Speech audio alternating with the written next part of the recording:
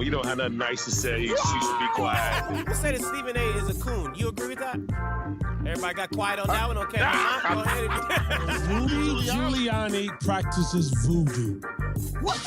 So he put a voodoo hex on my girl, Hillary, and that's why she got woozy. And the Secret Service had to prop her up and put her in the van. But take us to a break, my dude. It was voodoo, son. I don't know about that voodoo. All right, so ladies and gentlemen, welcome. This is Three Black Guys with a Mic. What is up, ladies and gentlemen? Welcome to another episode of Three Black Guys with the Mic. It is fun here. Lamont is here. Maynard in here is here. We are all here. We are the podcast where politics, where politics meet pop culture and hip hop debate style. I'm getting better at that. I'm getting up better at that. And are you telling me to turn myself up? No, I'm just pointing at what you're doing. Sweet. So what's up, man? What's the dealio, my nillios? It's all about you, my dude. It's all about you, Mr. Hayes. Hold on. You know what? Let me say something. And I'm the last person to question your professional DJ, podcast, voiceover, hype voice skill sets. But you have been doing my man Lamont Hayes wrong. Wow. Yo, I was told, and maybe he just cut you a different kind of slack, but I was told he was Lamont G. Hayes. Did I say? Did I not say Lamont G. Hayes? Did you? I was kind of rushing a little bit. Now he's on a whole other level with his.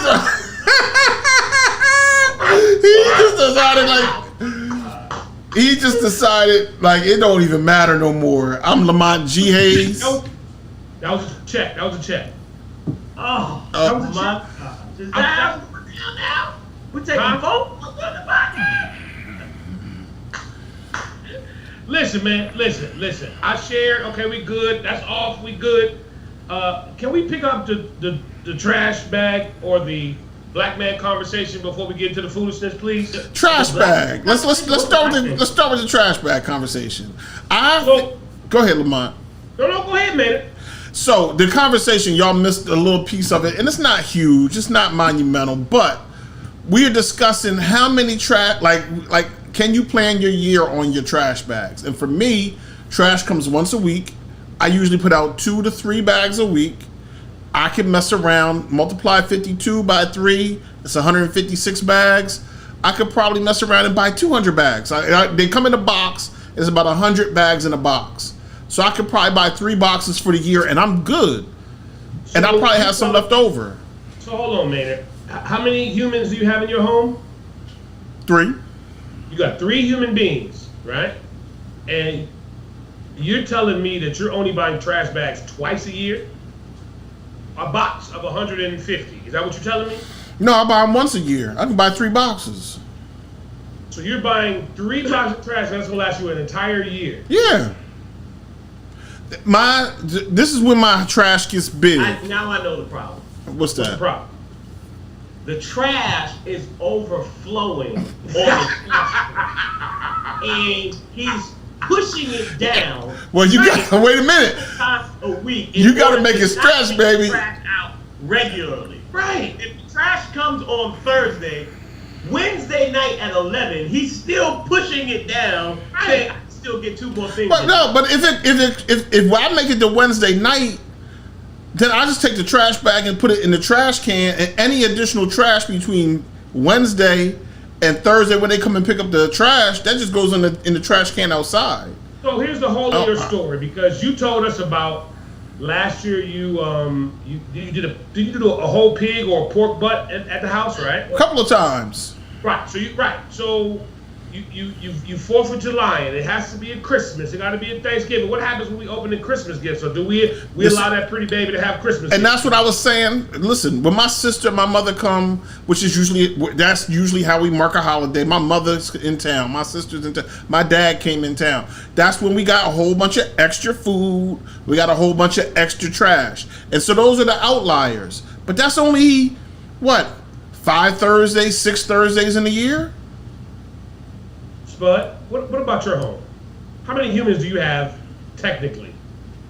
But you have a couple of extra humans that come and have dinner, maybe hang out. Every now and then. We take out the trash at least 3 times a week. At least. That's At 3 least. bags. That's just 3 bags then. Are you going out 3 times a week taking 2 bags each time? I am, yes. Sometimes, I mean, because so we got the housekeeper who comes once every 2 weeks. She gotta, you know what I'm saying, take out trash. Yeah. She gotta take out the office trash. A housekeeper. Bathroom trashes. Yeah. Basement stuff. I'm sorry, Spud. Forgot about her.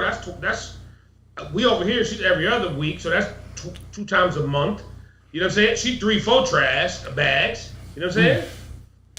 So, boy, I tell you what. Anyways, welcome, ladies and gentlemen, to 3 Black Guys with the Mic. If Wait, you wait, want, wait, just wait, let us wait, know. wait, Hold on, I wait. just want to just welcome the people. Okay. Let us know where you are. Let us know who you are, who's checked in with us, where you at. I want to know who you are, so that way we can shout you out, say what's up. Okay. Tell your friends to get with our friends. If you're watching us on YouTube, make sure you hit the thumbs up button or the subscribe button. If you're watching us on Facebook, make sure you hit the thumbs up button. And make sure you share this on your page so that way we can get more people into this conversation, because we got a lot to talk about tonight.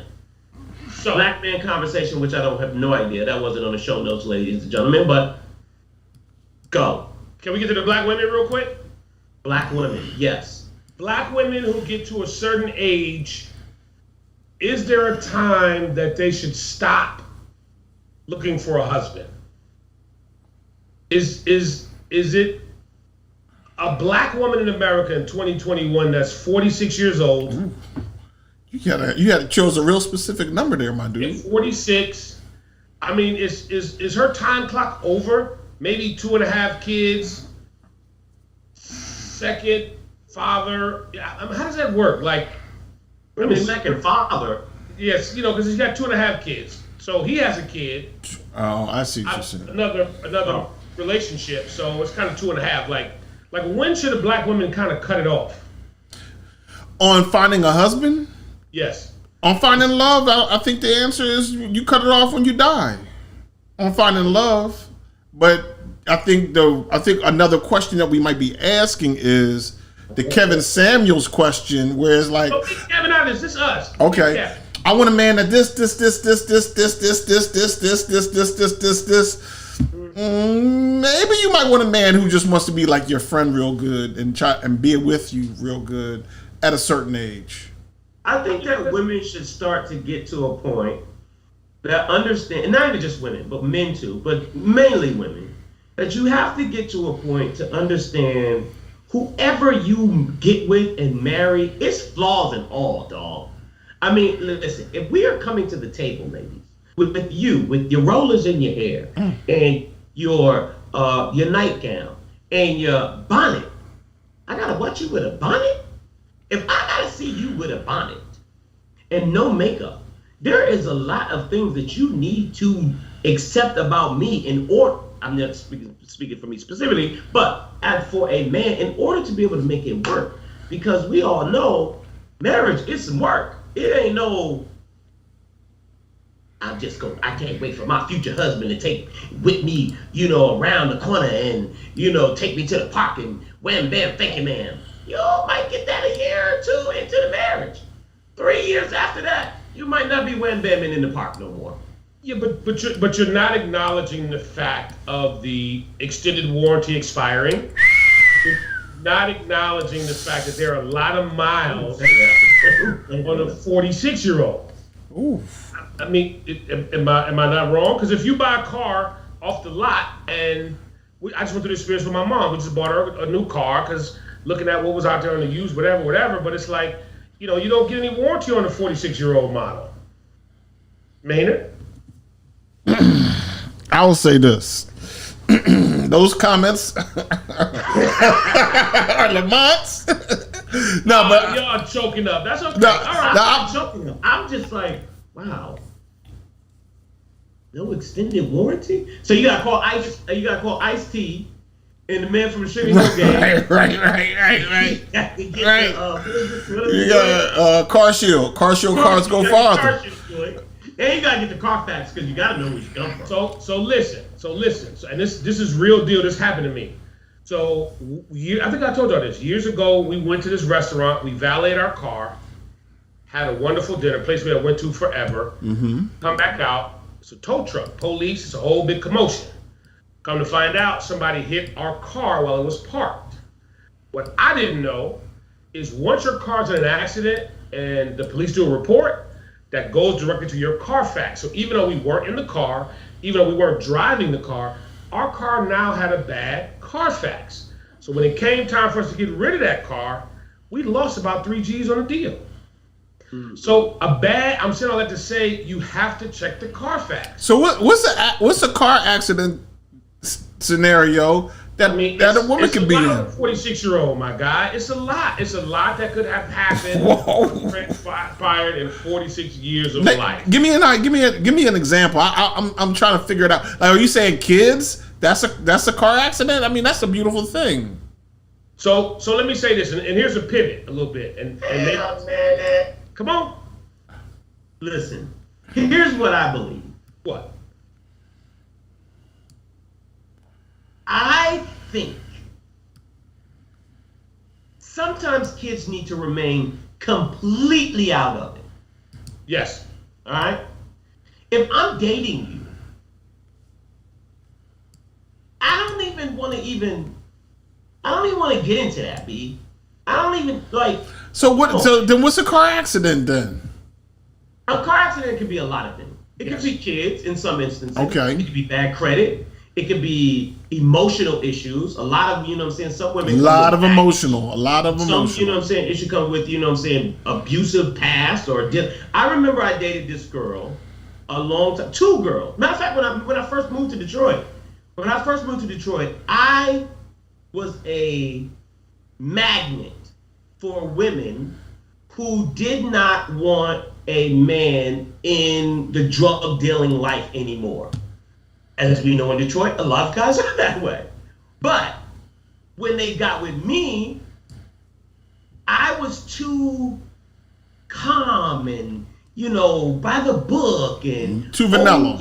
I wasn't snatching them up, and I wasn't like ringing them out, you know what I'm saying? I wasn't, and then come back 3 days later, give them $5,000. And a lot of women that I dated went through that. That's what their lifestyle was, being in a drug dealing lifestyle, and that's what they were used to. And I remember this girl who I dated. She was a scallywag. No, she wasn't. She was a nice girl. But anyway, so she was just like, "Boy, you're just too nice. You're just too nice." Wait, I'm nice because I want to take you out to dinner? I'm too nice because I'm not about to do donuts in a Hellcat? Like, I'm too nice because of that, because I don't want to, because I'm not staying out 3 days in a row. I'm like, that was make me, because I picked up the phone when you called. That's what makes me too nice. But a lot of women have, they went through those situations, and they've been in scenarios where they're just used to that, and it's hard for them to be able to detach from that lifestyle. So, Maynard, that's a bad Carfax, Maynard. Yeah, I dated a girl once, in fact, for a good while, and her argument was, "I always know where you are. I ain't you." Huh? What does that mean? That I was, That's not what it is. I should pick up the phone and call you, and you don't answer. And then you don't answer, and then you don't answer. And these are the and then I pager call days you, and too, I say, right? you know what I'm saying? You answer, you say, "Where you at?" "I'm out." "You out where?" "I'm just out." "Where you at? Tell me where you at." "I'm about to bust the windows out the car." That's in that lane, man. She would be like, and those were the pager days. She would page. I'd be like, "Oh, yo, what's up? Why'd you call right back? You didn't want me to call you. Why'd you page me?" I didn't get it. I couldn't understand. I just think that, you know what I'm saying, you see some of these women out here, they just on the thirst, the thirst, is that what's called, the thirst trap? Yes. What's called? Thirst trap.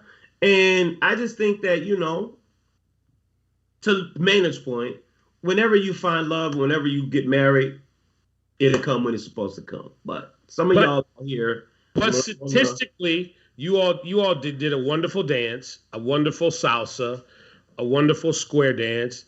But a 46-year-old in 2021 Is the pickings not slim that's running around here on Facebook and Instagram and Twitter talking about I'm looking for a good man?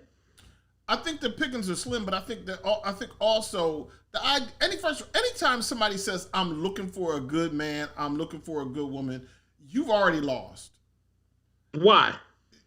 You don't have to announce what you're looking for. Just look for it. And you don't have to tell. Sometimes you gotta be like, yo. Yeah, because the preacher said you're supposed to speak it into existence. Ain't that what Yeah, the black? but and You also can say that nowadays, in your own bedroom. You don't have to say. You don't have to. If you go on Facebook, I'm looking for a good man. No good man on Facebook is going to respond to that like, oh, here I am. That's not happening. But no, man, this is the sound era. thirsty. Sometimes you gotta be like, I'm looking for a good woman. A good woman, you would think, would probably cook you a meal every now and then. There's a lot of these young girls out here, and you like, I thought you was a good girl. You can't cook grits. How they going to be good? So look, let's be You can't honest. cook grits. Men, boys, and girls are guilty in this, right? I remember I felt like I was in we were in one of those generations where teenage pregnancy was starting to really kick off again, right? When I was 14, 15, 16, whatever. And both boys and girls are guilty. Like, a girl didn't get pregnant by herself, but if she got pregnant at 16 and she had to go and try to find a way to do whatever she was supposed to do by like age 19, when did she learn how to cook good? When did she learn how to keep house good? Nah, come When did she on. learn how to pay bills good? Why would she do that when she grew up on Uber Eats and Postmates? Well, I'm going back. I'm talking about people our age. I got you, but let's focus on that 46-year-old. That's what I'm saying, though. With the bad Carfax that has 2.5 kids, that's on Facebook, Instagram, and TikTok, talking about I need a man. I'm looking for a husband. Is that what they doing? That's where the culture is going. It ain't that no more, Lamont. It ain't that, Dan. It's like this. You got to get this thing in. You got to get this. Yeah, you gotta get the twerking. Shoot. Yeah. You gotta get the twerking. Now that's the way that they're looking for the men these days. You're not going to find. It's time for the twerkulator. Hold on for a second. Hold on. Ladies, excuse me, ladies. Looking for a good man. Twerking on TikTok. That's not good man bait. That's not good man. That might be man bait. That ain't good man bait. Well, how do you know, Maynard? You a good man, Lamont? My wife would say so, yes. Was it the twerking that got you? No, but I'm not going to lie. And this is no disrespect, because I don't want to make it seem like that. And actually, we talked about this the other day, is that, we all know the song by BBD. That did influence me. The big backside and a smile. That is part of it. That's where the introduction comes. Like, oh, I need to go holler at her. But after that, was it the big butt and the smile, or was it the conversation? Was it the checking? Oh, I see how you working in these streets with the money game. Oh, I see how you handling your business. I see the kind of person that you are. Well, I've said this before. I told you it hooked me up with my wife when she told me about the long-term care. I had never met a woman in all my life that ever had that conversation. I still know some 46-year-olds that don't have long-term care. How about that? Okay. Listen, man. I know. I'm done. Right. I'm done. Okay. I'm done. All right, you guys. We just had to get that out. Yeah. I don't know where to go first. What's up, Gary Chandler? We're talking about twerking.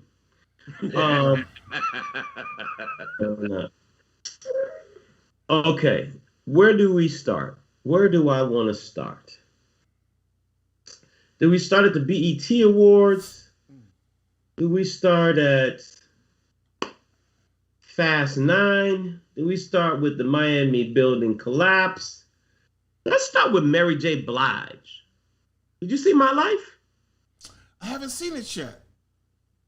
People are telling me it's amazing. It's amazing. But I wanted to start off with that because, and I want to get into the George Floyd verdict as well. I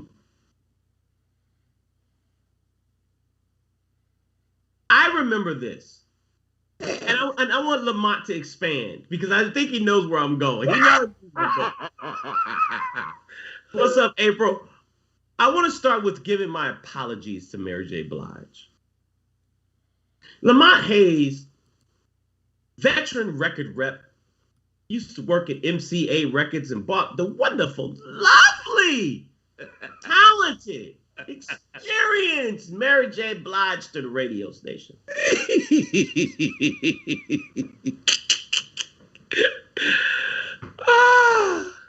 And Maynard. Sir.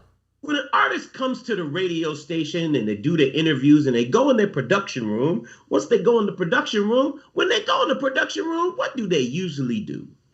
They record some drops. They record some drops. Oh, I got it right. Ding, ding, ding, ding, ding, ding, ding, ding. And usually when an artist goes into the session to do some drops with the production director, how long does that usually take? 10, 15 minutes. Okay. Shouldn't take longer than that, right? Well, let me, in Mary's defense, you know, I'll just leave it right there. We had a combo of radio stations, so maybe she had to do drops from multiple stations. No. We had 3 stations. No. It was a problem. And I was frustrated because Mary J. Blige couldn't get the drops out, couldn't read a couple of names. Marty.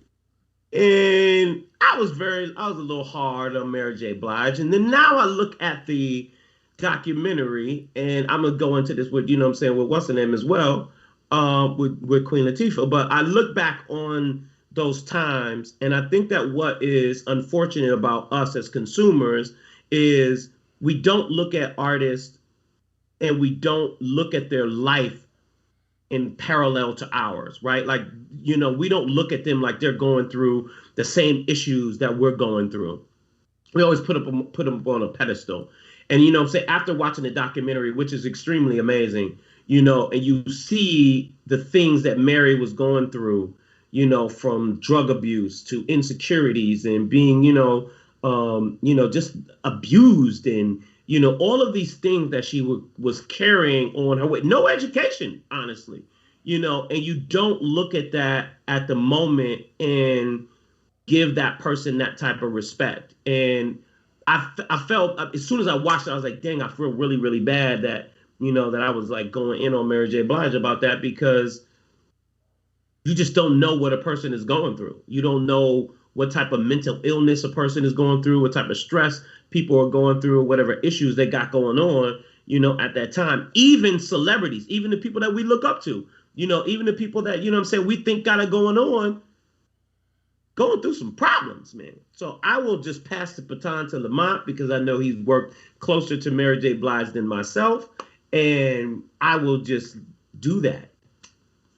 Well, it's funny because, of course, there are a lot of those stories. And actually, I was just talking to somebody about some George Daniel stuff that I didn't even know had happened. But, I saw the documentary. To George Daniels or with Mary and George? Actually, with Regina, his wife. Oh.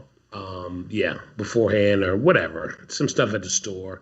And I was there. I didn't even know all that stuff was happening. But anyway, well, again, I saw For those who don't know, George Daniels is the legendary record store owner in Chicago. Yeah. Of course, I know the story.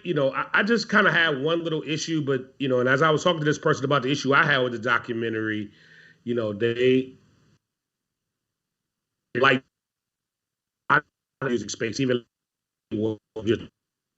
is that, when you hear the story of Mary, there's always the Andre and the Puff story, but, it was a couple promo guys. It was a guy named Sugar Dice. It was a guy named Jeff Thomas. It was a guy, Lou Tucker. It was a guy, Super Mario. Like, them dudes was there in the beginning in terms of on the promo team. Like, if it wasn't for them, it wouldn't have been no Mary. You know what I mean? You could have make them records all you want, but again, Lou Tucker ran that promo staff. And, Lou Tucker. You know what I'm saying? Like, Sugar and them, them boys was like, some of them dudes that taught me in the beginning. Like I said, a dude named Jeff Thomas, which is part of that crew in the beginning. Like them dudes is like on some legendary, like super fly shit. And I just don't, I wish sometimes those guys would get mentioned because a lot of people just think it was about Puff and Andre, and it wasn't. So there were some more people in the mix. But again, we love Mary. You just got to understand Mary's going to be Mary. And that's all you can do, man, is just do the best you can. But I am glad that, she's still getting, as the young people say, a lot of her flowers. She's being reintroduced to a new audience, so I think that's good. So that'll help with the catalog. You know what I'm saying? Make sure she pay them taxes. Watch out who you dating.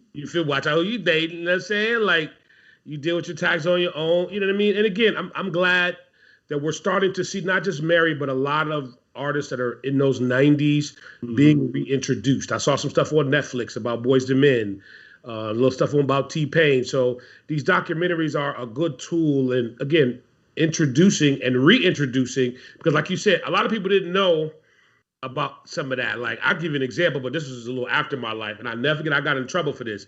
Mary used to date Case, right? And they used to do this thing every night.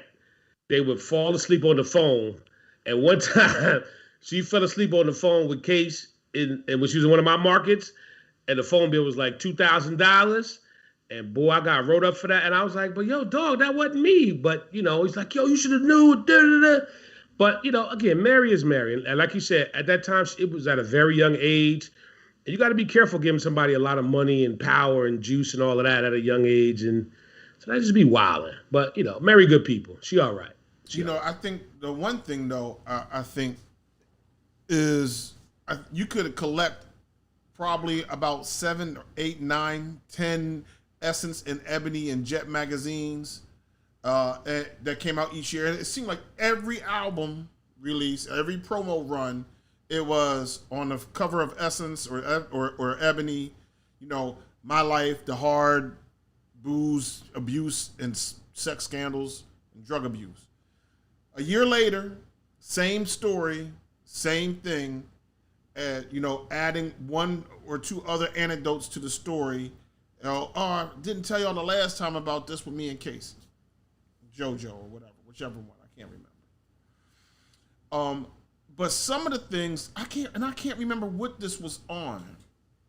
Mary was talking about, quite candidly, about not knowing how to read, and not really understanding what some of the things that Puff was doing. She felt like she was getting cheated on something and didn't and she was talking about the studio concept of A being a track that, he's going to push the A button and play this on this track and push the B button. And she was no, and that she was trying to write her own lyrics, and not being a good reader, she wasn't a good writer at that time, and she was open about it, and it was hurtful to hear a grown woman, right? Because Mary's our age, and I think at the time this was a conversation she might have been, we were in our 30s, and we're like, damn, you 30 some years of age, and you're talking about a story 3-4 years ago, you didn't even you got something that you want to say, and you really don't know how to get it out of your brain to someone else to understand. That's horribly unfortunate. Yeah, I had when I was watching the documentary, I had looked up, I have to always do research on when I'm watching something. And I went back and looked at what's the 411. Reminisce, Real Love, You Remind Me, that album was killer. Love No Limit, I Don't Want to Do Anything, Slow Down, My Love, Changes I've Been Going Through, What's the 411. There isn't one song on that album that ain't a classic. That album's killer. Every single song on there. As dope as that album I hate to push y'all bubble, and I know that my life, was catapulted because of the female audience, but to me, 411 was a better record. It was 411. That's a classic. I love 411. But when the My Life joint came out, I was dating this girl in college, and somebody. But Maynard, see how you started it? So everything is going to go back to that emotional time with you and that girl. Wait a minute. It wasn't. This is when I had my video show, and I forget, somebody's album was out, and I was like, this album is nuts. This is crazy. And she was like, yo, you got to listen to that Mary J. Blige album. And I was like, I heard some of it. I like it. It's cool. I love Mary. And so I got up. I took her to campus. I came back. I put the DVD in, and I listened to that whole thing, and I was like, damn, my life is a better album. No, but listen to what you just I said. don't know. Listen, my life, were Mary so Jane, inspired. classic. Yeah. You Bring Me Joy, classic. I'm the Only Woman, dope. My Life, that's the classic. You gotta believe. I Never Want to Live Without You. I'm Going Down. Be With You. This is all classic joints. I got Even the B-side. But I'm sorry, that was the 411. I mean, that was the 411 with Grand Poopa. Come on, man. Oh my gosh. Anyways, what's up, Tiffany Harris? What's up, Sugar Ray? Sugar Ray, checked in. What's up, April? What's up, Marty? What's up, party people? Before we get to the George Floyd thing, because I know that's a little heavy, but look, let's go to the BET Awards. Lamont, I know you want to talk about Lil Nas X. What in the hell was with the dress shirt? Here's the debate. Everybody get in on this conversation. Cardi B kissed the dancer on stage. No problems. Lil Nas X kisses the dancer on the stage. Problems. Is it okay for the women to kiss the woman and the man to not kiss the man? I don't want to see neither one of them. Actually, I'm okay with the woman kissing the woman. But I don't want to see the man kissing the man. I'm just asking, do we have a problem with the man kissing the man? Listen, I don't want to see it. I'm fine with the fact knowing and I'm sorry, man. I'm gonna cut you off. But it is curious to me because you have a daughter that's in the age of where this generation, or she's starting to segue into the generation of this particular type of music. And I'm sure that she's almost in the bridge of the age of watching the BET Awards is probably acceptable in your house. Is this something you would want?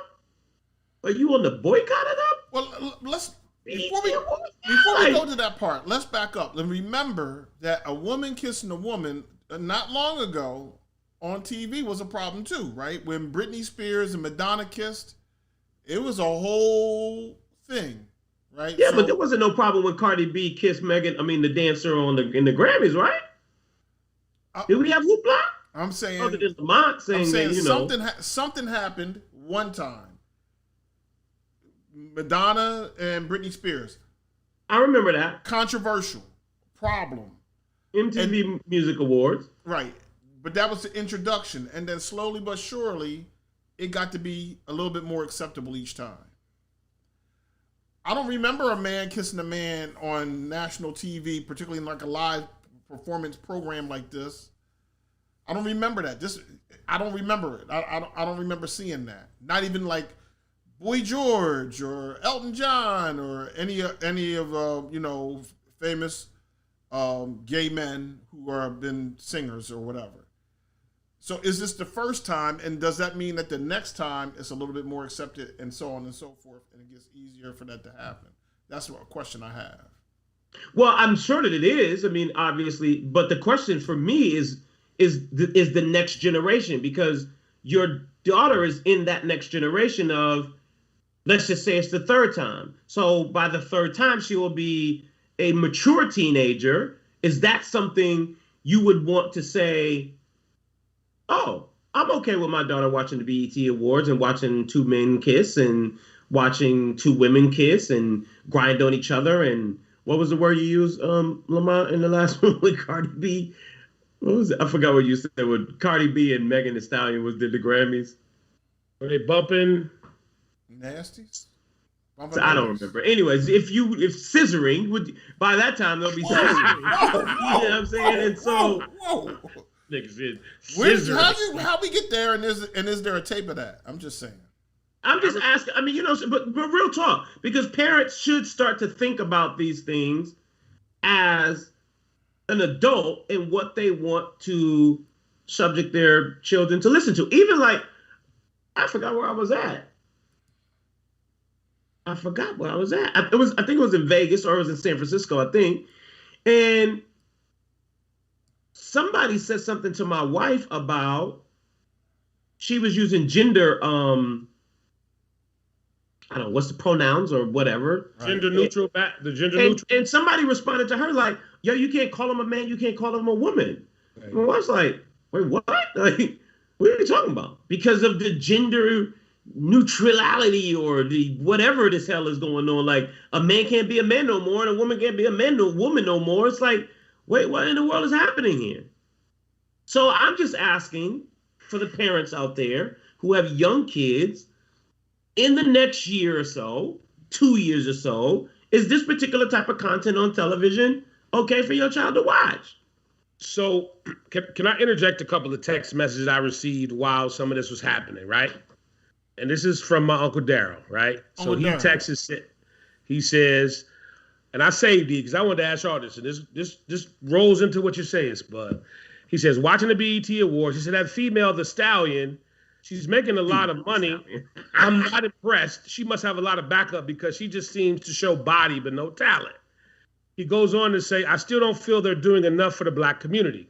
Maynard, I need that from you later. Hold on.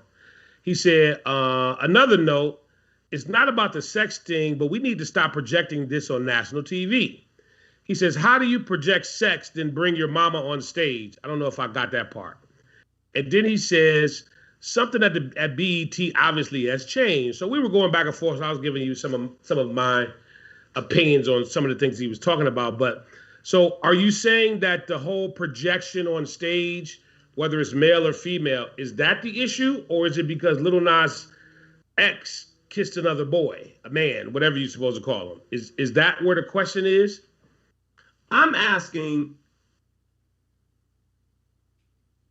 if I don't know if I want to see either one. I don't want to see a woman and a man and a man kiss, right? I think that is for whatever your private life is, whatever your, you know what I'm saying, whatever you do in the private, that's what you should be doing. So can Cardi B and Offset, can they kiss? I think so. I think in the way that they, you know what I'm saying, did it with the family. Yeah, I'm fine with that. Let me say this. I think part of it though is he didn't like. It was a whole full on. I don't want to see Cardi B and Offset get into a whole. I agree with that. I don't want to see that. Yeah. Not at an award show. I think that in general in America, we typically we've called them PDAs, right? Public displays of affection, and it's like, yo, don't do that here. We notice everybody's just, you start kissing too much or too heavy in public, people be like, yo, get a room, right? That's a common refrain to say to somebody, get a room, you're doing too much. So the whole embrace and the tongue down the throat, and then obviously they half dressed and everything else. It's like, yo, we're too far, far. But let me say one thing. Hold on, Lamont. Let me say nothing's changed at BET. Since they let Ed Gordon go the first time, since they let who was the lady that used to come on Our Voices on Sundays? Ooh, pretty lady, right? Tanya, the older woman, attractive woman. The girl who did the Tupac interview, right? Since Teen Summit went away, since Ed Gordon went away, since Ananda Lewis, since that clip back then, we talking like 93. Since all that went away, BET's been prepared to sell us out for a penny, 2 pennies, 100 pennies. It doesn't matter. Let me just add to that. I now that you say that, I remember that BET was all about that, about Teen Summit, about about the positivity. It was a balance, which we always talk about. It was a balance in the videos as well as the content. And now it's just in your face, blatantly like, yo, this is it's okay to feed us poison, But ain't nobody else gonna feed nobody else no poison. So let me just say this real quick. And what you're saying is those were the Bob Johnson days, and Maynard, all of the programming that you're talking about was because of Bob's wife. She was very adamant about making sure that there was an educational component to Black entertainment television when it was in DC, and all of the behavior that you're talking about, is all post Uncle Bob. It's all Viacom based. It's I all don't know about. if it's all post Uncle Bob. Because, Well, no, I mean he gets a little. Don't put it. Well, what was the trip? Because Bob Johnson was there when they had Give me a little bit. drill. He sold out a little bit. Bob Johnson started BET Uncut. Okay, but at least it was after 10. Right. No, and this was divorce time. Be very clear. All the things that you're talking about, and you can talk to Ed and anybody else, they'll tell you, his wife was very adamant about the educational programming on the channel. She was always credited that she was the one that made that work. So, again, and Maynard, you're right. Tip drilling, uncut, all of that. At the end of the day, Viacom is concerned about ratings because what you all have not said, and what I noticed, it was a whole lot of advertising last night that you probably didn't have. But it always is. That's the BET way. When these are the advertising times when you see at BET, when it's the award show and the hip hop award show. Yes. Or if there's some sort of lifetime, achievement, something. Other than that, there isn't really any content that's really pushing. I mean, Tyler Perry has kind of brought it a little bit more consistent with, content, but we either might get some stuff in the fall, and then after that, we gonna get a bunch of reruns until we get, the show. I mean, even to what Sugar Ray just said about, it is about what is the viral moment in these situations. Right. People are looking for the shock value and the viral moment because this is where the clicks and the views come in.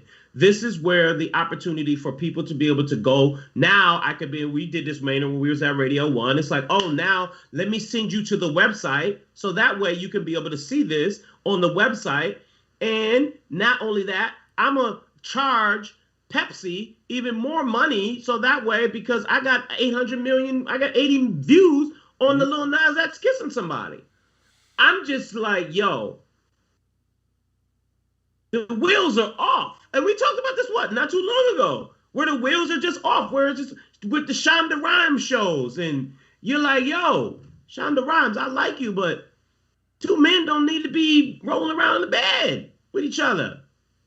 Neither do two women. So yeah, but let's just address one thing about the girl from Philly. Jasmine is getting her shine. Somebody said she wasn't. Ari's getting her shine. Huh? Jasmine Sullivan? Yeah. Oh, no, Jasmine Sullivan doing her thing. That's what I'm saying. So again. I don't know if she got album of the year, but I mean. Well, you know how it is. Politics. I would think it would have been the body, yada, yada, yada, yada, yada, yada, yada, yada, yada, yada. Anyway, let's get to George Floyd. And shout out to Maurice who checked in. What's up, Maurice? What's up, Bernard? What's up, Damian Cooper, Cuzzo? What's up? I see you. George Floyd. I mean, Derek Chauvin.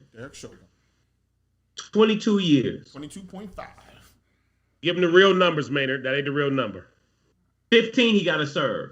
Okay, that's the real number. Justice or no? Yeah, that's quiet on me, like y'all thinking. First of all, I don't know if he's going to do. I don't know if he's going to do 15. Don't let this variant get another run around this mug. No. I ain't talking about that part. I don't know if he makes it past. No, I'm gonna tell you why. I'm gonna tell you why. And I told this to my wife and some other people. Them Aryan boys, you gotta understand that jailhouse culture. He's gold. Y'all run around here thinking y'all gonna touch homeboy? Nah. You can get got at. Anybody can get got at in the joint. I got you, my dude. But they got at the boy Jeff Epstein up in the MCC. That's a whole nother level, though. That's different. Yeah, that's a whole other level. George, Derek Shaw, I'm on the Lamont train with them Aryan boys. He might be all right. I don't know about that. That's besides the point. The point is it justice? Did we get justice or no? Well, the answer. What do y'all want? The answer to Damien's question is he has to serve as Spud said. He has to serve at least 15. And he's up for parole. And I guess the question is, in that state for murder, what is the typical sentence? And I think that's, in most states, 25 is considered life, right? And cats who get 25, mandatory 25, serve like 14. So I think it's justice. There's also some federal charges that he's up on. Right, him and his crew. That can either be sentenced to him to run consecutive to this, meaning it would extend his stay, or concurrent, which meaning as long as he remains in. I think, to me, the biggest justice piece is a civil case where, he gets sued by the family for damages. And I think that the family has more than one plaintiff, and I would not make it a class action. I would make it individual. Like the baby girl, she gonna sue. The girlfriend, she gonna sue. The nephew, he gonna sue. At all these different suits. I mean, they sued and got an innocent man in OJ.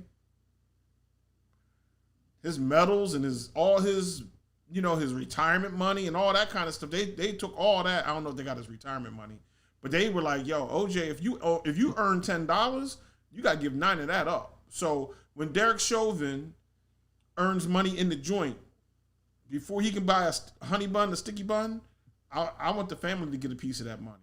But see, Maynard, only thing, and I'm with you. I'm 150%. I'm down with that. But the only thing is that, whether we want to realize it or not, is that man has support. And that's what's scary.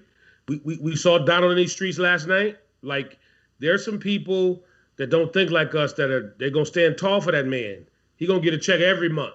He gets many honey buns as he need, many ramen noodles, many juices as he need. He gonna have to keep those off the books, because I want to hit the books. If they come on the books, I want the money on the books. And again, Spud, here's all I'm gonna say, man. I'm gonna be honest with you, and Maynard, you can appreciate me on this. I just think about Big Floyd's daughter, bro. I don't think, no matter what it was, it could have been life, it could have been take all his money, but that little baby girl don't have a daddy. True. You know what I'm saying? And at the end of the day, to me, that's, I don't know if any sentence or any dollar amount or any, anything could fill that void that's going to have to be filled. Is because we're going to have a black woman, a black child, young lady, girl turn to a woman without a father, bro. Like, that's a lot. That's my issue. Okay. All right.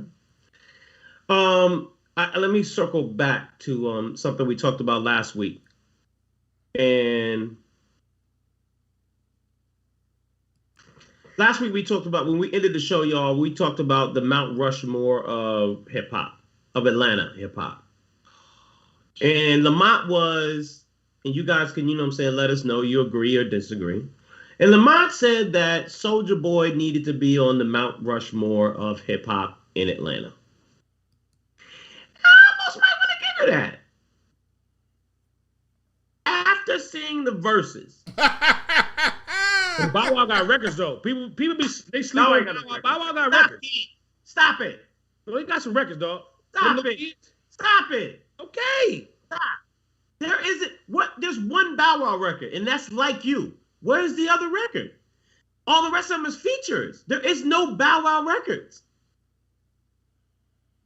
Go. They're all features. What's that one record he got? Features. Nice as I'm Is? Fresh as I'm Is? Okay, that's a Bow Wow record. Okay, right. That's 2. And Like You ain't even a song. So I'm gonna give you one. Fresh as I'm Is. Well, for those kids who are more than half our age, that Soulja Boy, I mean, he's a train wreck, but he had records, dog. Now, Soulja Boy got records. Bow Wow. And you know what? I can say that Bow Wow was more of a commodity. He was more of a well-rounded talent, more so, and a little bit more polished than Soulja Boy, because, Bow Wow started under Snoop. You know what I'm saying? Then Snoop passed him off to Jermaine. And then, Jermaine is a king of polish. You know what I'm saying? So I get where Bow Wow was more of a thing, but Soulja Boy, Mr. Collie Park gave him records. Yeah, Bow Bounce with me, Bow Wow. that was classic Bow Wow. That was in the Bow Wow days when he was out here killing it because he was a little boy, and it was a as you said, it was a polished product. Hey, wait a minute, Maynard and Spud. I'm hoping I ain't messing this up. What was that club over there? Right, it was the Fox right here, and it was like a club or a restaurant, and then it was upstairs. It was open. Off Jefferson. I mean, off Woodward. Mm-hmm. But I think it was one of y'all events. Whatever it was, or it might have been JLB, but Bow Wow came, and I took my little nephew, and I sat there and I watched all them little... Listen, man, Bow Wow was the thing. Yeah, I get you on the commodity part. Yeah. Bow Wow definitely deserves his flowers in regards to what he has done for the music business. I don't want to say hip-hop. Right. Does he have records though? Sugar Ray, you wild. No, the Fillmore. Thank you. No. It was the other one, the other way. They had the Red Wing sign, or they had the restaurant downstairs. Oh, you talking about Town? You talking about Hockey Town? Hockey Town. Hockey Town. He was upstairs. I think that was y'all that one year. Yeah.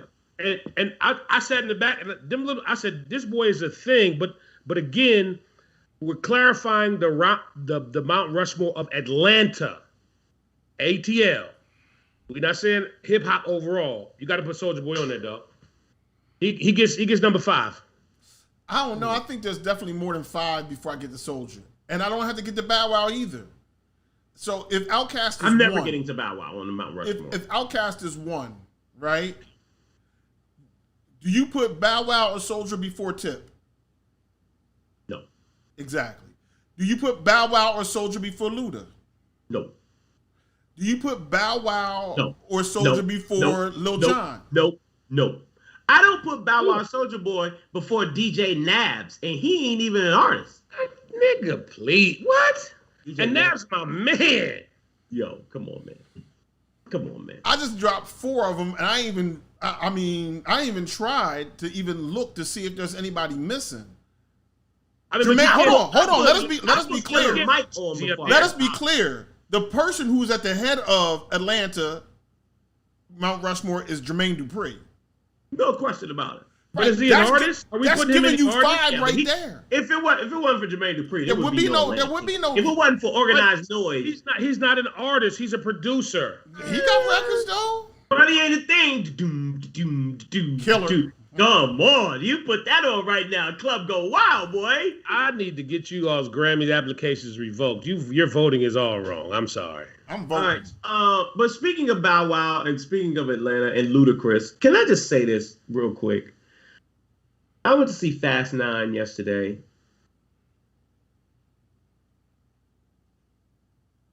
Listen. Did you go to the show? I did. I went to the movies. How was it? I mean, was it masked up? What was it? No. So COVID's over. All right? It's over. COVID's done. Forget about it. COVID's over. Listen. What's up, Mel? That movie was horrible, man. Have any of them really been excellent? Fast 8 with what's the name? I think what's the name did a pretty good job. F. Gary Gray did a pretty good job. But listen. I don't want to spoil it for anybody, but all these unrealistic movies, jumping off cliffs and cars flying and all this. Listen, man, this is too much going on. I need my money back. Yo, hold on. Can we missed something for a second? I'm sorry. You're probably right. I'm almost sure the F9 is whack. I've not been a fan of it. We talked about the BET Awards. We did not mention Latifah getting her flowers. I know. We need to double back on that. Because that's critical. Latifah, to me, is the pioneer of females in the game. Major. And be careful, Maynard. Be careful. Pioneer's a strong word. It's a few that came before her. A few. Antoinette was out a little bit before her. Yeah, you can go. Oh no, Roxanne Shante. Sweet Tea. Who? Sweet Tea. Sweet Tea. Man, you better watch your mouth. Come on, dog. Yeah, but That's my Latifah. man. Latifah dropped "Hail to the Queen" and it made us forget a lot. Other than Shantae, I forgot about all female MCs when Latifah dropped "Hail to the Queen." What's my man's name? What's Sweet Tea's brother's name? Howie Speaking T. Chris Stokes. That was my wife in college, bro. Shout out to Chris Stokes. That's my man. Okay. Anyways, go ahead. I'm sorry. Latifah. I just want to Maynard to be, even though Maynard, you're right. I get it. And I'm gonna be honest with you. What I really am happy about is if you notice in her speech, it was two people, especially at the end when she shouted out Shakim. You know, my man, like he stood tall since day one. It's a lot of stuff that he's still doing to this day. You know, movie wise, a lot of people don't know about that. Shakim is that dude. You know what I'm saying? And even when she shouted out 45 King, like in the beginning, you know what I'm saying? In terms of a DJ that gave her, not just her, but he's produced a lot of big records, man. Big records. Everybody knows, yeah. But you know who else was major on that? Stetson Sonic was major on that. Daddy O was heavy for her then. But what I would say for her, particularly as a pioneer, is she, along with Shakim, put together Flavor Unit and brought us a dose of art. Brought us Apache, brought us Naughty by Nature, Janae, a whole lot of artists, and you can't go back and name a female who erected their own imprint at that time frame in this industry. Like, you could talk about Sylvia, you could talk about Mike Bernardo, but they were in the office. True that. Latifah was on the street. True that. And you know, that's legendary if you ask me. I got you. You gotta give it to Latifah. That ain't no question. And I'm glad that, you know what I'm saying, she got her flowers right now. You know, even though the Equalizer's kind of whack, but you know. You know, I tried it. My mother. But I do agree with Sugar Ray. I'm glad that she did mention her wife and her son, because I don't know what took so long, but you know, we all knew. So is she legally married? I think so. Okay, that's what's up. Yeah, she should. I'm glad that she did that. I'm glad she showed the world who she really was. Well, she hit you at the end with the Happy Pride. You feel what I'm saying? But if you notice, ask about that. Is Pride Month bigger than Black Music Month? Boy, y'all remember what I put in the chat? Well, we can't say that out here. Boy, Pride Month is huge. They have a parade. Are spending cash. Black Music Month, we can't even get a good playlist going on Apple Music. How about that? Can't even get a good playlist? No. Also about the a lot of Pride playlists out there though. Lot of Pride programming, a lot of Pride billboards, a lot of Pride TV advertisements. Pride is popping. The blacks. It's yep, not. The blacks. Come on, Maynard. It's not. Oh, wait. I'm sorry. I was on a plane last month. So I'm watching a little TV screen because, you know, I only ride first class. You know, I got to talk slick like that, right? I'm looking at CNBC. They were selling a group of stocks for companies that were Pride friendly. Come on now. It's not bigger. I mean, it's bigger than Black Music Month, right? Let's be clear. That you know, is a thing, right? Because we don't celebrate. But you tell me, you in Detroit, I'm here in Virginia, you in Jersey. Is there a radio station that is a gay radio station? Yes. Who? There's a channel on XM. No. I'm talking about terrestrial radio. I'm talking about you turn on your car, the old school radio with the little thing, you dial in the numbers, and you get a station that they have a DJ that is within 15 miles of where you are or whatever the case may be. I'm talking about a local radio station. Because we know, let's take Detroit for instance. How many black radio stations are currently broadcasting in Detroit on air? How many black radio stations? has several channels for Pride. It's called Pride Radio. Google it. Who does? iHeart does, yeah. iHeart. On they have channels on what? On iHeart Radio on the app or on the street? But what does that have anything to do with it? 6.7 in Orlando. What we keep trying to say, oh, gay people are getting all this, that, the other. they still don't. I didn't say anything about gay people. I just said it's Pride Month bigger than Black Music Month. Yeah, right. And we understand that there's a sneaky comparison that's occurring. That is a sneaky comparison. Oh, gay people got more than us, or this, or whatever the case may be. No, that's not what I'm saying at all. I'm saying is the attention to Pride Month bigger than Black Music Month? That's exactly what I just said. I'm gonna say it again. No, you said gay people are getting more. No. Spud, hold up. I just counted 25 stations, terrestrial radio stations.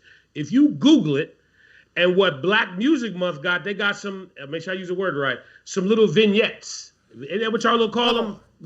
Little speaking notes. Hey, MC Hammer lost all his money betting on horses. But look, but listen, a Black radio station, let's take JLB for the sake of argument, or MXD, they don't have to do a lot for Black Music Month. They only play Black music. That is the month. That is the programming. They play Black music. Tell me how many times does JLB play Britney Spears? Or how many times does JLB play Billy Joel? They don't. They only play Black music. Listen, man. So what else is there to do? Pride Radio is well financed. That's so we should get rid of the Black Music Month? No, yeah. I'm saying, listen, I said this in season 1. If you leave your bike on the porch and somebody steals it, it's your own damn fault. If radio stations, that's not true. Listen to me. If Black radio stations employ Black programmers, and those Black programmers do not say, I want a program this month that is Black Music Month that's bigger than vignettes, that's on that programmer. Now, certainly, Clear Channel has a lot to say about whatever and whatever and whatever, but we have to look at it like not as the NFL, but as the NBA. The NFL, they said, y'all ain't going to kneel. The NBA said, we're going to do this. We are Black radio stations almost in every market, particularly for Clear Channel. And every market Clear Channel has it's iHeartRadio these days, excuse me. You're showing your age, brother, showing your age. It's still Clear Channel. But Black radio stations owned by iHeartRadio in almost every market they're in outperform the other radio stations that iHeartRadio owns. They typically outperform all stations in the market. Black radio stations typically outperform all stations from a power ranking standpoint or just a straight out rating standpoint across demographics. Yeah, but radio cannot be the only barometer, Maynard. It can't. But when we talking about Black Music Month, then why not discuss radio? I mean, it's automatic. We have Black radio stations. We are talking about Black Music Month. You could just simply say, how much money did you see T-Mobile give Black Music Month? I'm sorry? How much money did you see that T-Mobile gave Black Music Month? Or Target? Or Gap? Or any retail store? Let me ask you a question. You know what I'm saying? I mean, come on, man. That ain't even the same. Let me ask you a question. And I understand your point about Black radio. Let me ask you a question, Spud. That's just a small... That ain't even no comparison. Let me ask you a question. We worked together at Radio 1. I don't remember in those years at Radio 1 in Detroit or nationally, I was on those sales calls. I don't remember anybody saying, we're going to put together a Black Music Month promotion this year. Do you remember putting together a major Black Music Month promotion? No. All right. Did we put together... Hold on. Did we put together a Summer Jams promotion? I still don't see where you're going, but yes, but I'm saying... They're not. Look, Target is not going. You know why Target invested in Pride Month or the Pride Parade? Because they put together a parade and said, "Please give us money." We put together a Summer Jams concert and said, "Please give us money." That's where we chose to. Oh, come on! So you mean to tell me that Black people and Black radio stations and Black businesses are not putting together marketing plans for people like Target and no. I'm saying we're not putting together. We're not putting together for their event. Spud, did we put together a Black Music Month promotion? But you're looking at a very small thing versus a national platform. Tell me where listen. We're Black people. The three of us, we've been Black all our lives. I'm not. Okay. All right. I got 16% though, England and me. That's what my 23andMe says. Have you been somewhere at a radio station BET or TV One, Aspire or Clio, and been like, oh, they doing a full-blown Black Music Month What's promotion. Clio? Have you seen that somewhere? What's Clio? It's owned by, it's TV One's second station. Oh, okay. All right. No. I didn't even know they had a second station. Hold on. Okay. So you're saying that the blame is on us? I'm saying that if you want somebody to buy something, sell it. Maynard.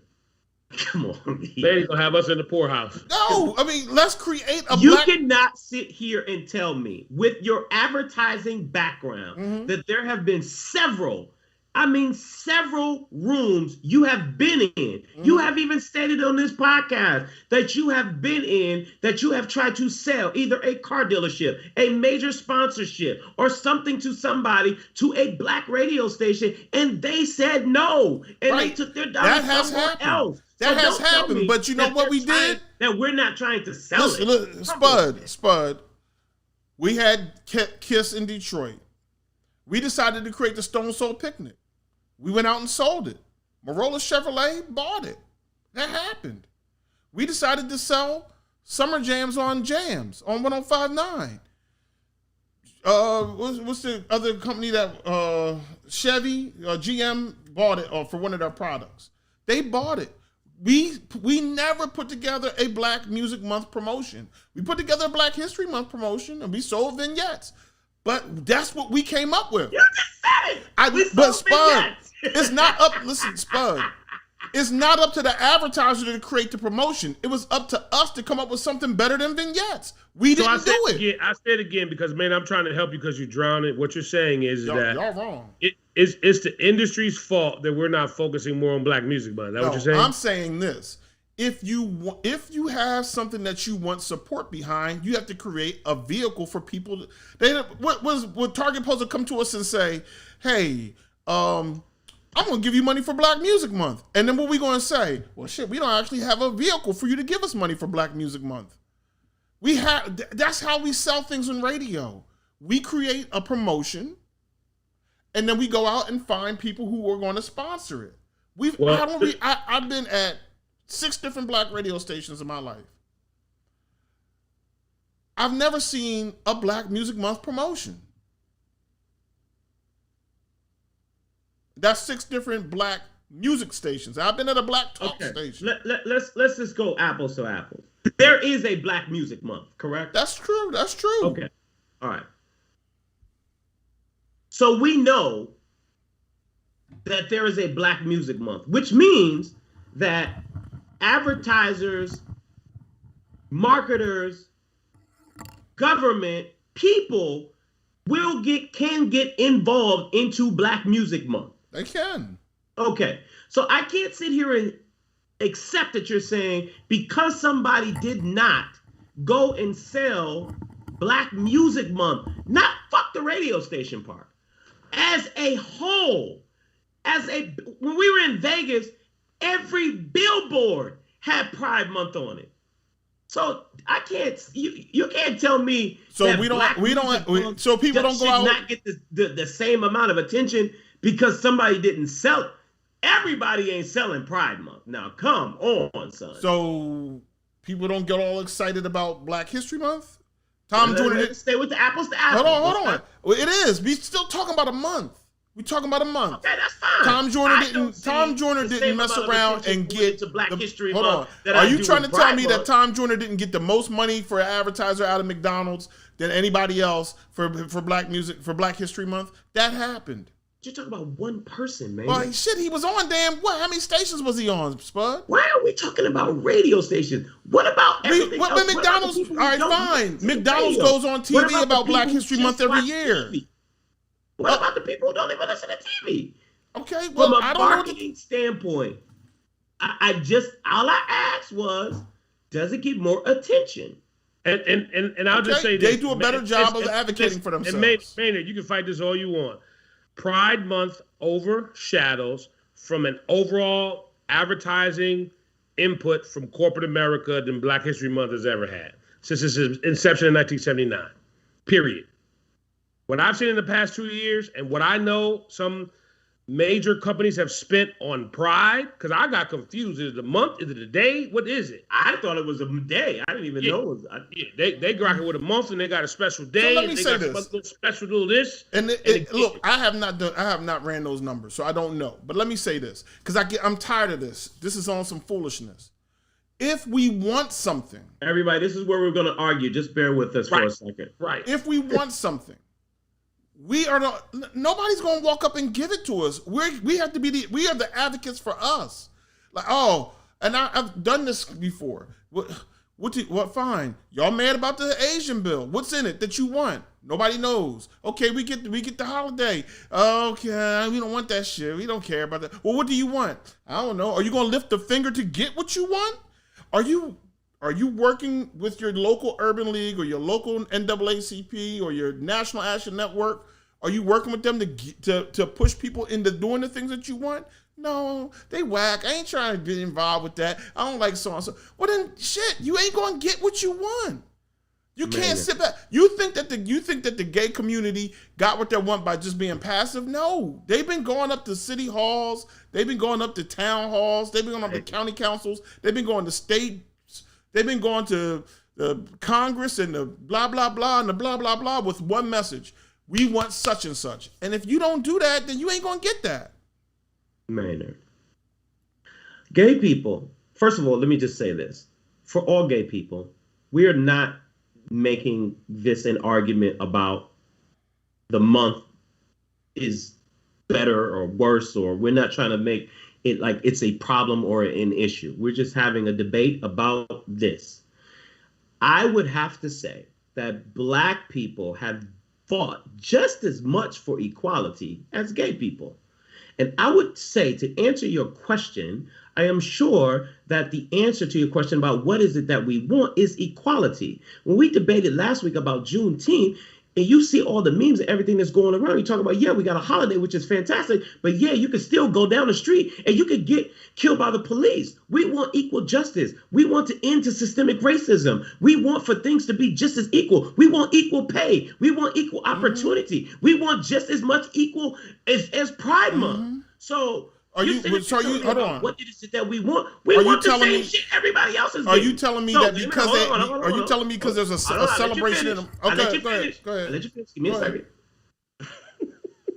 You said that the Pride people, the Alphabet Gang, has fought for their rights, which they have.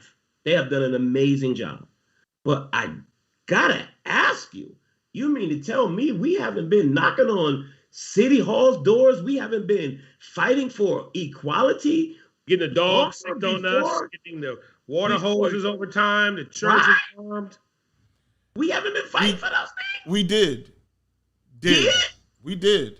So we did. But you know what? You know what we wound up getting? You know what we did with our and all the people who protested for George Floyd and for Breonna Taylor and for Tamir Rice and for whatever, the Trayvon Martin. You mean to tell me we did? Like that's over?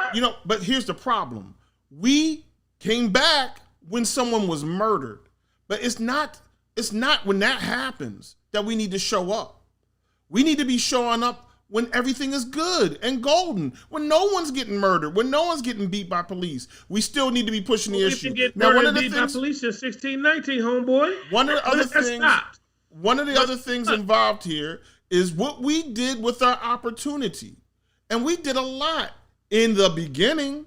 When has there been another advocate for the African American community on the size of a King, on the size of an X, on the size of a Barrett Rustin, on the side, you'll have a hard time naming important thinkers between Baldwin and Ta-Nehisi Coates other than say Angela Davis and a few. You'll have a difficult time naming those kinds of thinkers. The Baldwin's been gone for years. So we need a thinker. That's what we need? Of course. All this starts with making certain that we have a clear thought process as to where we're going. It was thinkers and leaders that said, Martin, you need such and such. We got that. Because think about this. Stay with me. Newt Gingrich, those types of people, the RAND organization, Bechtel, these think tanks, Heritage Foundation. You think Matt Gaetz has read any of the bills that he has said, yep, I'm going to vote for? No. The Heritage Foundation is a think tank out of Georgia somewhere, and they put together, this is the bill. Here's the Stand Your Ground law. We want you to support it. Here are the 3 pages that you need to read. Now, that's a 700-page document, but here are the 8 paragraphs that you need to be informed about. And once they do that, that's where the thinking that they needed, that they want to move forward with, comes from. They get this thinking from a handful of people. It's the Tucker Carlson group. They go back to a little room, they hash out a whole bunch of shit, and they turn around and they serve a summary, a synopsis to all the leaders that they have up and down their political spectrum, and they want them to go with that. It was Baldwin, it was Nina Simone, it was a whole lot of other people who weren't necessarily standing right next to Martin, but were standing right behind Martin, standing right behind Malcolm, and pushing those guys forward. Are you saying that without all the letters, because you got to add more letters now, and I don't want to mess it up, are you trying to say that group has a think tank as well, that they do those same things? Absolutely. Okay. GLAAD is one of them. And those people choose to belong to their organizations. Now, I belong to Urban League and the NAACP and National Action Network and a few other organizations. Which ones do we all belong to? So let me ask you this question. After this, I'm done, because I do remember saying this and learning and understanding, and I'm glad you said about GLAAD, how GLAAD has a lot of lobbying power in Washington, D.C. So I'm also glad that you talked about those think tanks and you talk about legislative moves, things of that nature. Does Nan, when he goes to the House of Justice on Saturday morning, does he employ a lobbying firm to go to D.C. to lobby on our behalf? Does the Urban League do that? They do, but you know what happens, unfortunately? We understand one thing. What is the size of the membership that is paid membership or making donations? That gives you access. I said this, we were talking about people of Jewish faith before. And I said one of the things that they do is they write checks. And they write checks to the legislators to be like, I need to have a meeting with you, and I'm going to write a check into your campaign, and that check gives me access to sit down with you and tell you where I'm coming from. And I would just say, the two of you, go back tomorrow around your 10 good black friends and say, how many of you have written a check to the NAACP this year? How many of you have written a check to the Urban League, National Action Network? How many of you have said, outside of going to your church, you've written a check to a black organization? Maynard, that sounds amazing.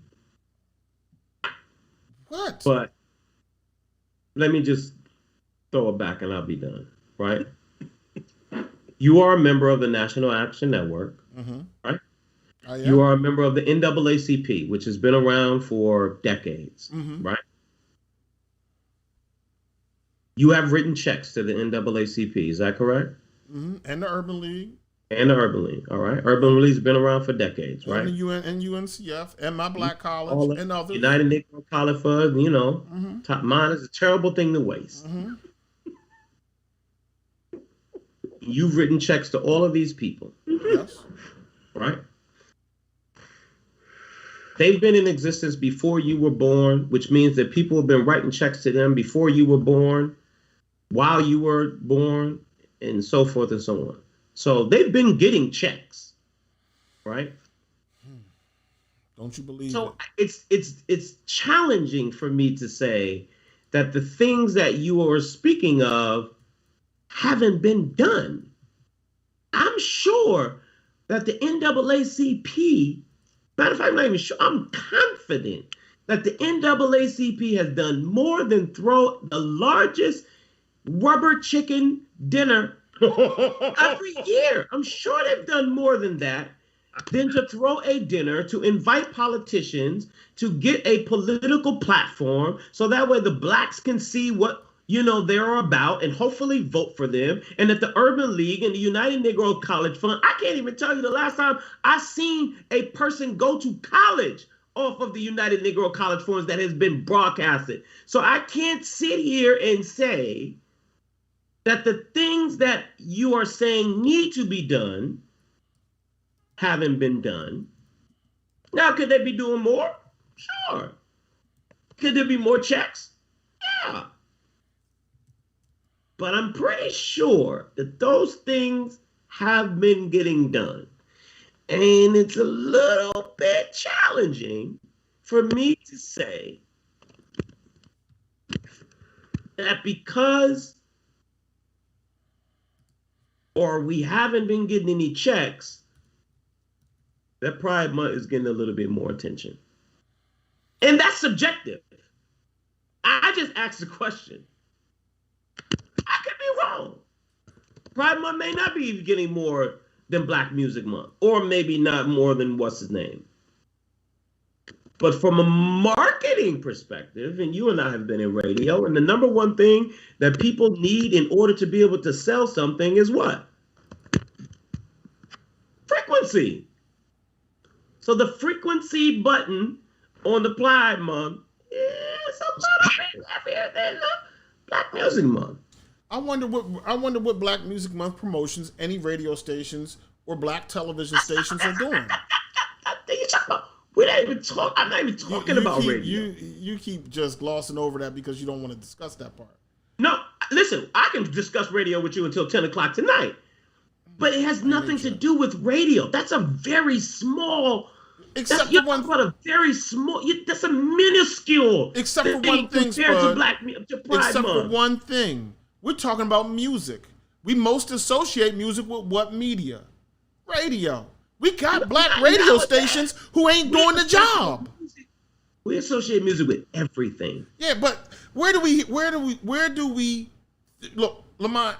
How much marketing push? How many times are you working a record on radio versus working it on cable or satellite TV or national television? Before you answer that, let me just ask you this, Maynard, because I'm gonna, and maybe I'm wrong, but with the outlets of Spotify and Pandora and YouTube and all of these streaming platforms that are out there, let me just ask. This is my point right here. That's where the exposure of music is at this moment. But let me just ask you this. How many times you've been on YouTube in the month of June and you saw a Black Music Month commercial in between the videos that you saw? I don't know. I ain't seen none. I would say I haven't even been on YouTube this month. Joints. Every time I went from video to video, it's almost been a Pride Month. I haven't been on YouTube at all this month. With Pandora, when I listen to Spotify or I listen to iHeartRadio, I hear in support of Pride Month. I'm not really hearing a lot of Black Music Month. And I just want to answer your question. The thing with radio in 2021, and this goes back to what Spud was saying, radio is where the cream of the crop goes. The reality is that, you aggregate the numbers. They're between 79,000, almost 85,000 singles a day being uploaded from the DSPs. So I don't want to call it garbage, but that's where the masses go. It's not even garbage. It look a little dark. What I'm saying is this. I'm just saying overall in terms of the amount of. That's fine.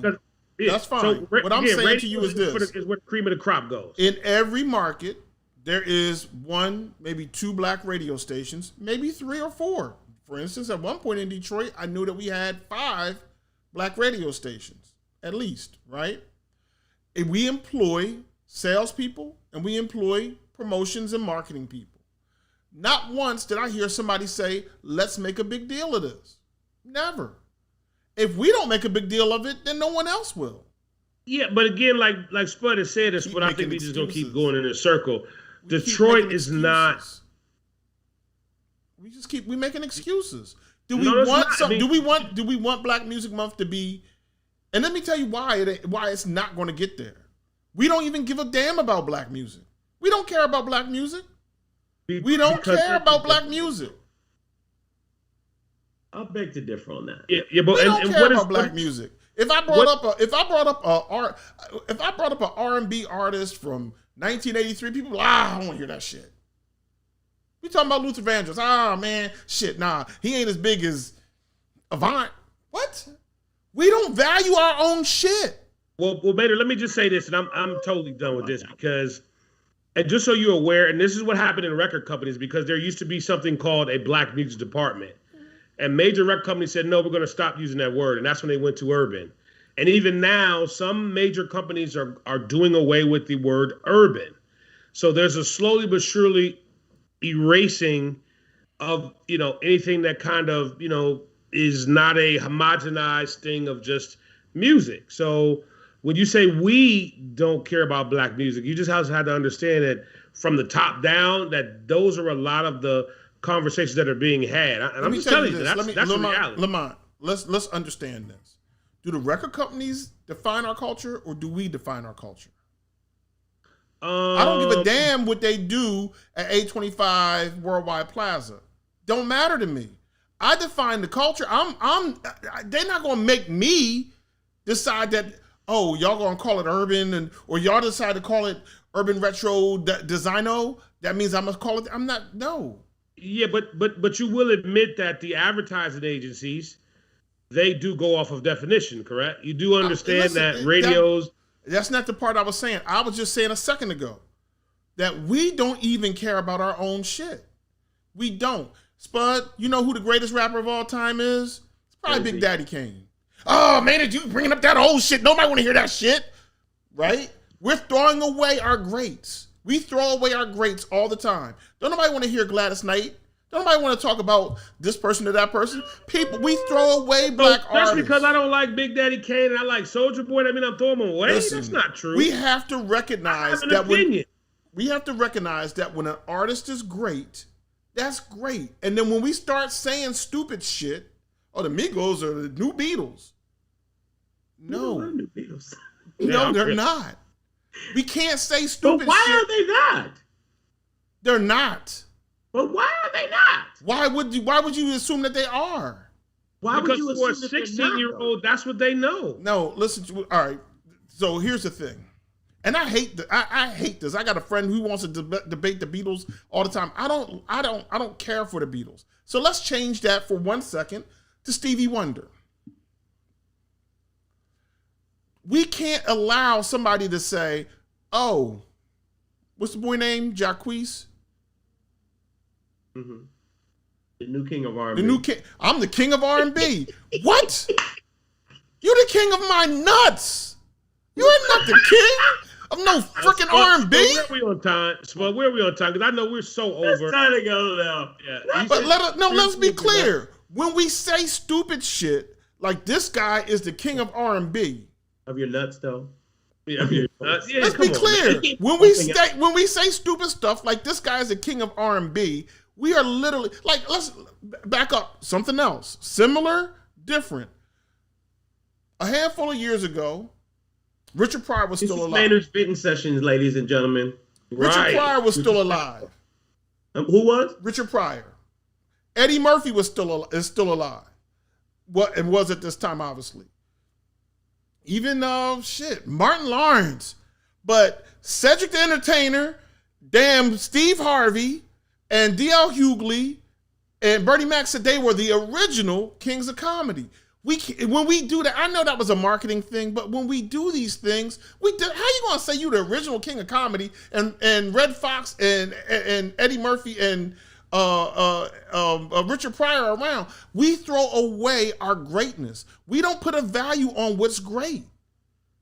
We don't put a value on it. I don't think that that's true. I also don't think that it's fair for us to keep the greats in one section. Right. I don't think that because that we can't add to the greats. Because we can add to greats. Big Daddy Kane is one of the greatest rappers of all time, which I agree with you.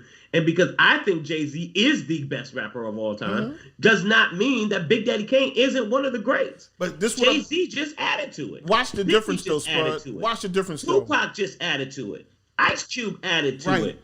Outcast you can go to attitude. a white rock radio Soulja Boy station, attitude. and there's no way in the world that Migos they're going to attitude. supplant the Beatles, Elton John, or Dave Clark's Five, or whatever. They not.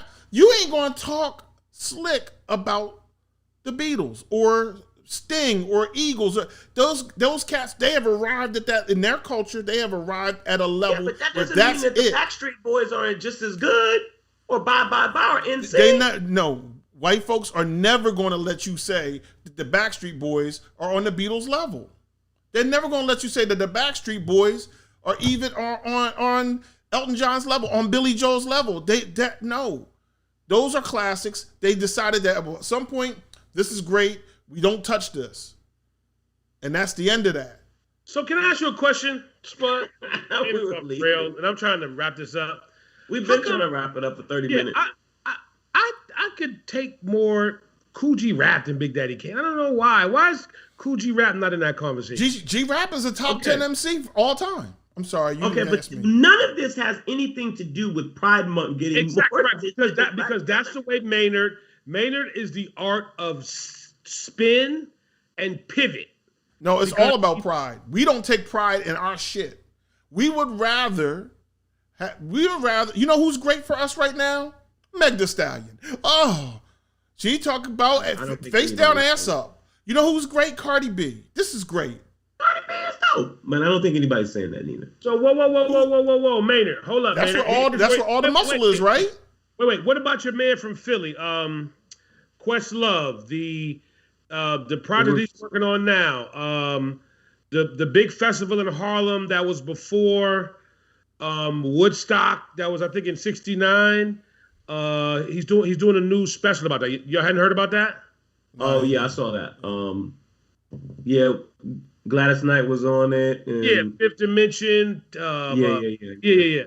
So I think, and I remember seeing an interview that Quest talked about, how this is, such a jewel in our community, and it was kind of his thing to kind of get the word out. So I mean, I think what Maynard paints those broad strokes of we don't care, and I don't know if I agree with that, my man, because Quest is a shining example. He said he made it his life mission because I guess the producer back in '69 who had this festival, he said nobody knew about it. But of course, if you were in our community in Harlem in '69 or in New York, this is the thing because you didn't go to Woodstock. You went up to Harlem. You know what I'm saying? Okay. So and I'm fine, and I love that. Here's the thing. Let's talk about that right there. We used to have Public Enemy, X-Clan, a bunch of cats that were phenomenal. Most Def and Common and Talib Kweli come along.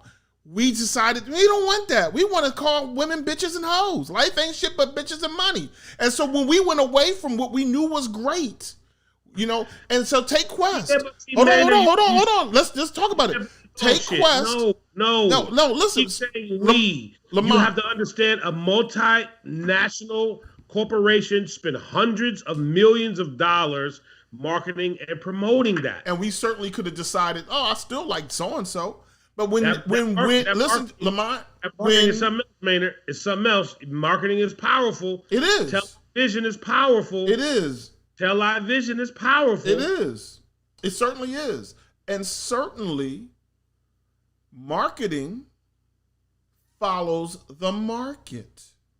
If we have a greater appetite, if we decided we had a greater appetite for this artist, the record industry would go out and find 50 more people just like that artist.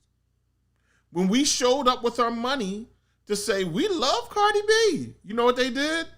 Oh, we're gonna get you Meg, we're gonna get you City Girls, we're gonna get you. I mean, I'm sure it's the same thing. I mean, But if you go back to the Motown, I mean, right, well, certainly all those artists were the same Four artists. Tops, we're gonna give you. I mean, it's the same thing. Right, but what I was saying about that scenario is we're talking about Quest deciding to do something.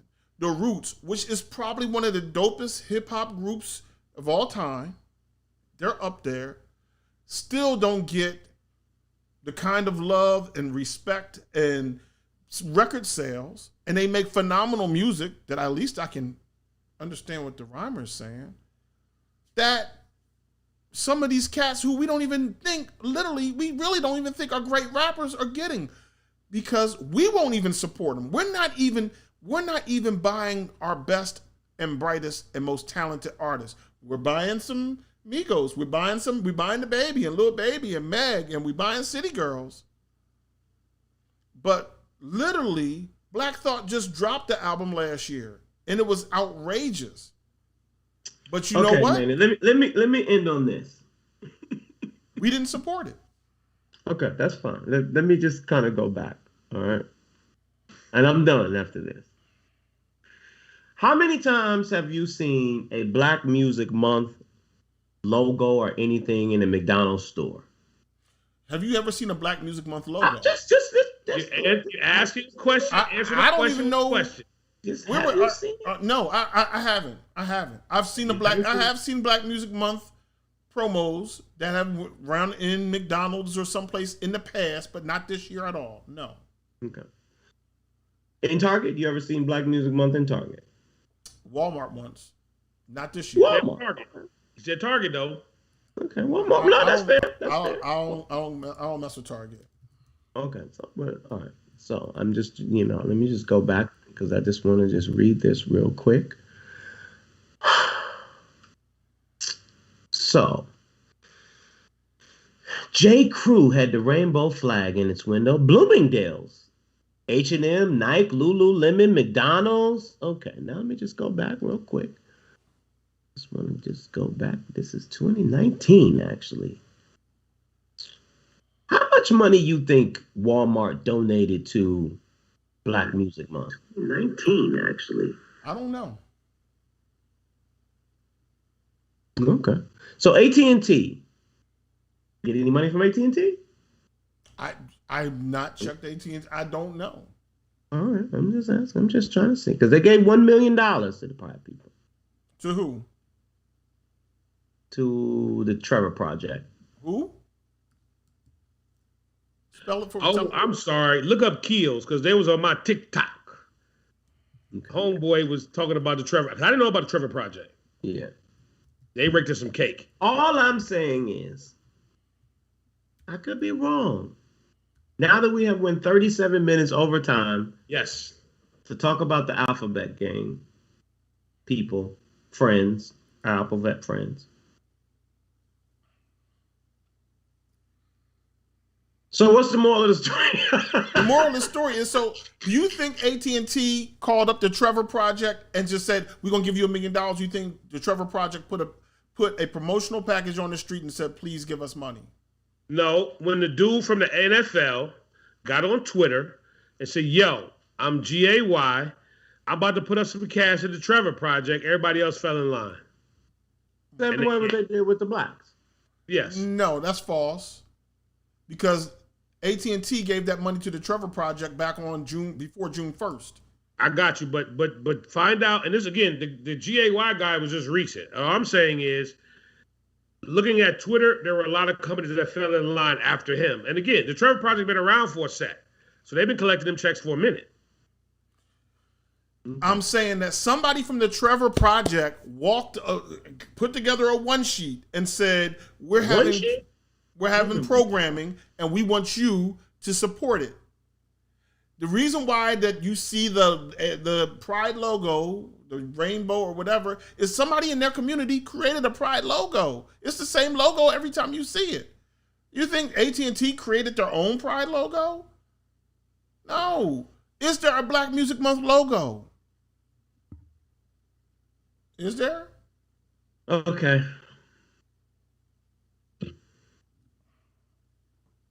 Happy Pride. No, happy Black Music Month. All right? Oh, wait a minute. It's the 28th. We only got how many more days? 2. Go and support Black music. How do you do that? Black music. How do you do Go that? watch Black music documentaries. Okay. Go and put together a sponsorship package. Let me then give you I was trying to be funny. That's for real. Let me give you one thing from Black Music Month. A handful of days ago was the 25th anniversary of the release of Reasonable Doubt. which you said a moment ago, Spud, that you think Jay-Z is the greatest, and I think that Reasonable Doubt is his greatest work.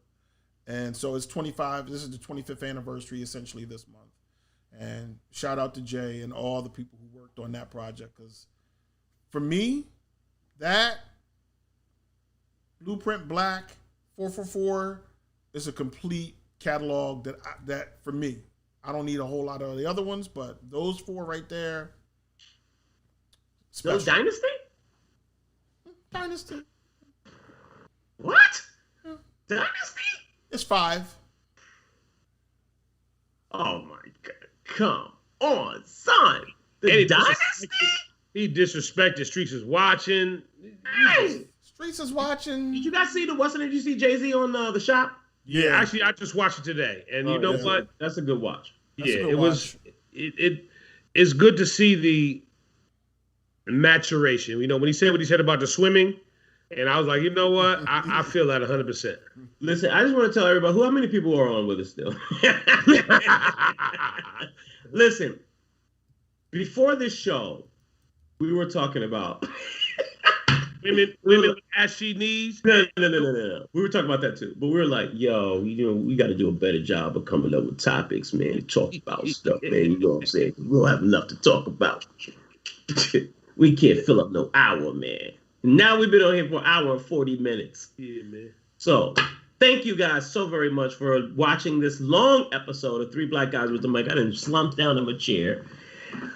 I am going to go have a cocktail now after this conversation. Yes, I'm tired. You guys have a fantastic night. We truly appreciate you guys really sticking with us this evening. Thank you so very much to Melanie, and shout out to Sugar Ray for walking out with us tonight. Shout out to Marty, AP, Gary Chandler, my man Damian Cooper, everybody else who, if I missed you, I didn't mean to. Everybody else. Dr. Sabrina, what's up? Sherry, Redmond, what's good? Marty. Everybody who rocked out with us this evening. Thank you. Everybody who didn't make a comment, thank you as well for rocking out with us as well. Do us a favor. Share this episode on your page so more people can be able to see what we're all about and what we do every Monday at 7 p.m. Every Monday, 7 p.m. we are right here. So tell a friend to tell a friend to tell a friend. All right? Peace out, y'all. Be safe. Support Black music and pride.